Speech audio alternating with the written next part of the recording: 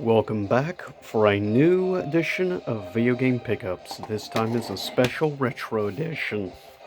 This is a Super Famicom edition of pickups, as I not too long ago recently started collecting occasionally here and there for the Japanese Super Nintendo, better well known as the Super Famicom. I much prefer the overall cartridge designs personally, but with that said, first I have like 9 total that I've been picking up here and there over the past several months. First up, we have basically Yoshi's Island, Super Mario 2. Or rather, Super Mario World 2. And yeah, you can get this dirt cheap on the Super Famicom. One reason I actually started collecting. I picked this up, I believe, like $7. In very good condition at that, compared to what the American version would set you back. Next up, another platformer that needs no introduction, Donkey Kong Country 2. Which, of course, is quite a few people's favorite of the original Donkey Kong trilogy. Personally, I still like the first game the most, but still, I will give this game credit, the fact I think it has the best soundtrack out of the 3 country games. And yeah, again, you can get this dirt cheap for the Japanese version. I picked this up for like $4, believe it or not. Yeah, like I said, this is actually a very good economically smart console to collect for. Japanese versions of the games, in most cases, is like 50% or less compared to the American counterpart. So, definitely good for retro and Nintendo collectors. Now, I'm only choosing mostly fighting games and platformers, as I don't have to worry as much about being able to really read Japanese. Now, this is the first of 2 specific fighting games that I've collected for the Super Famicom so far. This is the first of a series of total 4 games of YuYu Hawker fighting games that were released exclusively on the Japanese version of the Super Famicom. Yes, it's very interesting actual story, but yeah, each follows specifically like each season. So obviously this follows the first season, the beginnings of like the Dark Tournament, and then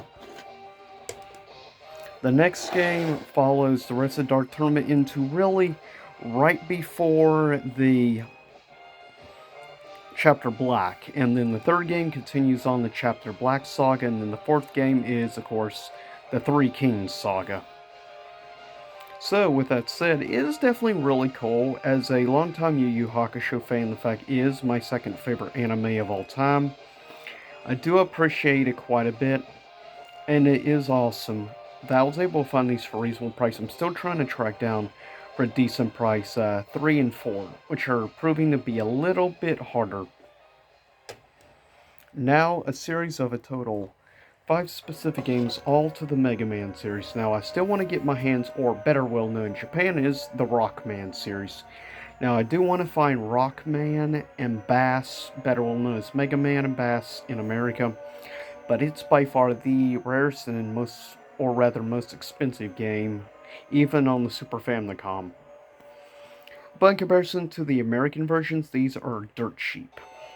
Like, first up of the 5 Rockman games that I picked up, we have Rockman 7, which was the only like regular traditional classic Rockman game that was released on the Super Famicom.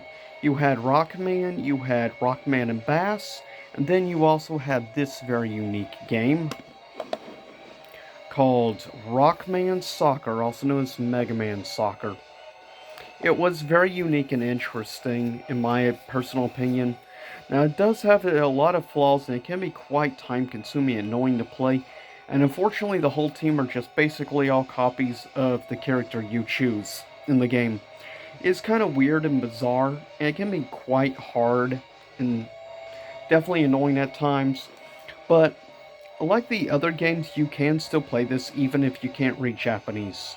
Now, if you want the American version of this game, you would be probably paying $50 to $70 for it, and be paying like $40 to $50 for Rockman 7. I got this for like $10, and I picked this up for like 8 or 9. So yeah, it's a fraction of the price of what you pay for the American versions.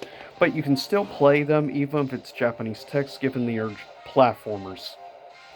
And I will do whatever I can to get original physical versions of the Rockman slash Mega Man series, as it is my favorite platformer franchise of all time.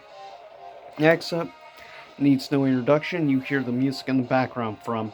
It is my personal favorite 2D platformer of all time. Of course, that is Mega Man X, or, of course, Rockman X in Japan.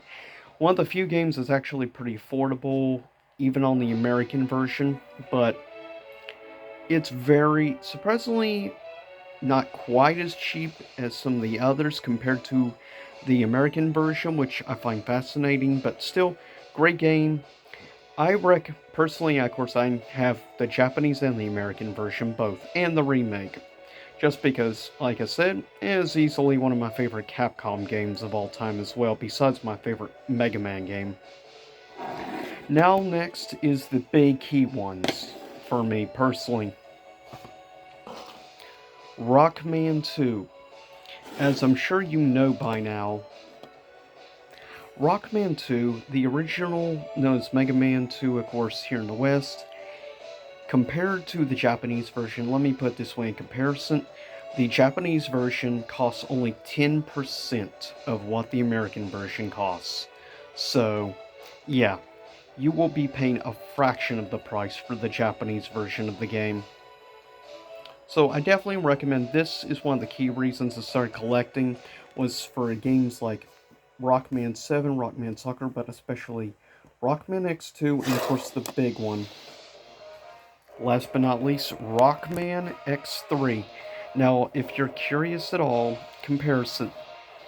I believe Rockman X3 something back like $21, which is dirt cheap compared to what this costs for the American version.